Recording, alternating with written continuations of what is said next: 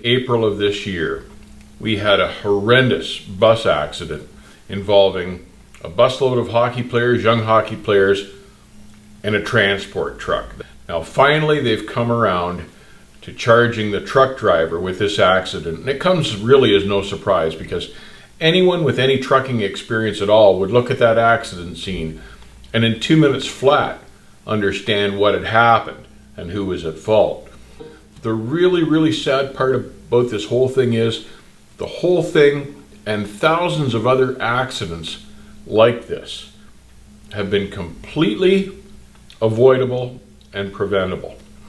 We in the trucking industry have been alarmed for the last 10 or more years at the caliber of new truck drivers behind the wheel. And we can't understand how these guys are getting their licenses. We see them in action, but it's obviously far too easy to get a truck driving license these days.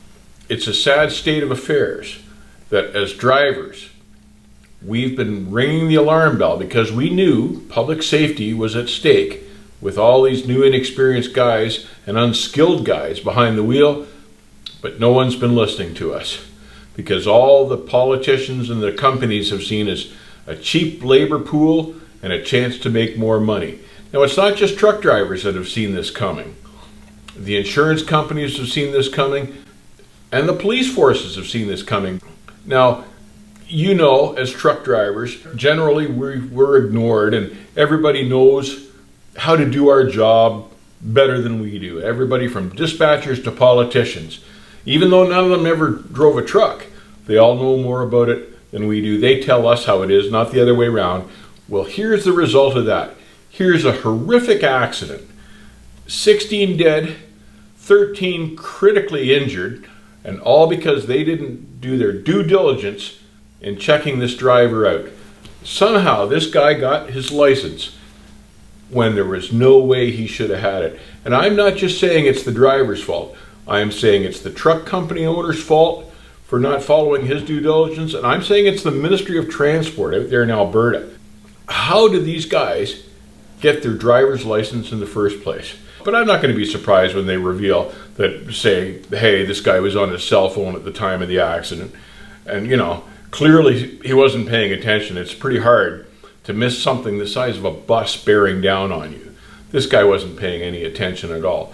So this guy should be criminally charged, and I hope they send him up the river. But this isn't the only guy at fault. The guy that owned the trucking company that hired him, how much training did this guy have? That's going to come out in the trial, and it's going to come out that he had virtually no training. This truck company owner has just thrown this guy the keys because he's been in a big rush to make money. And the Ministry of Transport, how this guy got his license in the first place? Obviously nobody's monitoring this, and this is how this stuff happens, and it's happening all the time. This is just one horrendous example of it. So hopefully someone in authority is paying attention now. And I'll say it again, I've been saying it all along. You just can't put any clown behind the wheel of one of these things.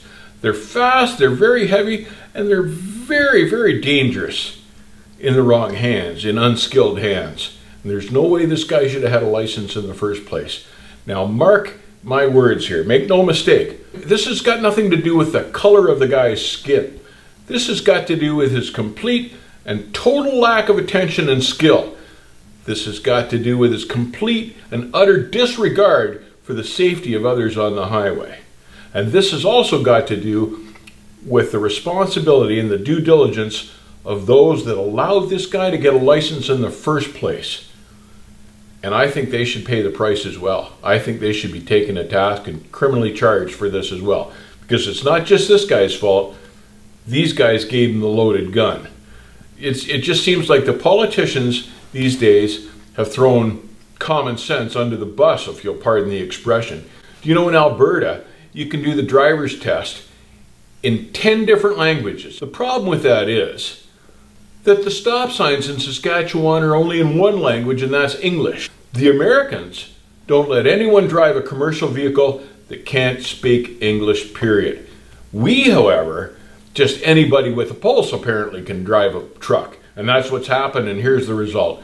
A horrific crash. Innocent people dead. I think to show the Canadian public that we take the safety of our citizens seriously and we take the safety of our highways seriously, that these guys should all be thrown in jail. Everyone from the truck company owner, the driver, and these people at the ministry that gave this guy his license in the first place.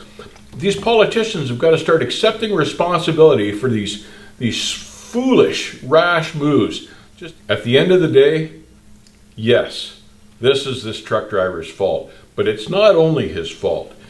One thing he's guilty of is just coming into Canada and trying to make a living to feed his family. So you can hardly fault him for that. But like, who's watching over this program? Perhaps our child prime minister, instead of off India playing Mr. Dress Up and having dance contests, should pay attention to the safety of Canadians. And when he opens the floodgates for immigration, realize the ramifications and the effects of that. These people need jobs. Well, you should be careful what jobs you put them in. And Canadians are dying because of lack of common sense decision making on the part of the government. A skilled truck driver is not created in the course of a couple of weeks. It takes years. And these rookie drivers that are on our highways can be very unsafe if not properly monitored and taught. And that's where our government needs to step in to protect the citizens on our highways and to protect Canadians. And I'm back to another favorite point of mine. If truck drivers were properly paid, well paid, paid as professionals, we wouldn't be attracting the monkeys to this industry. We'd be attracting serious, responsible drivers. But as you've heard me say before, you pay peanuts, you get monkeys. Well, look at this mess here now and the monkeys that have caused this mess. Make truck driving a skilled profession. I want you guys to all be careful out there. Pay attention. Keep the rubber side down. And I'll see you safe and sound on the back haul.